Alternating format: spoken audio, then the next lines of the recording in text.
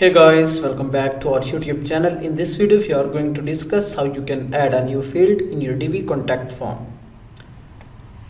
So here you can see this is my Divi website, and after that now click enable field builder. So this is basic Divi contact form and I want to add a new field. So how I can do that? Okay, here you can see these are some options for the Divi Builder, and then click here module setting, and after that here you can see add new field option.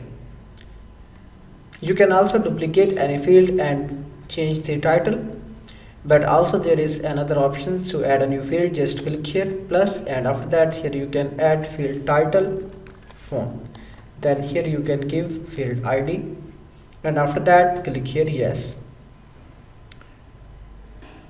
Now here you can see field is added, but we want to move it on the top of the message area. So just you can drag it on the top, and after that click here save, then again save. So this is how easily you can add a new field in your contact form. Let's reload the page. Okay, here you can see additional field is added.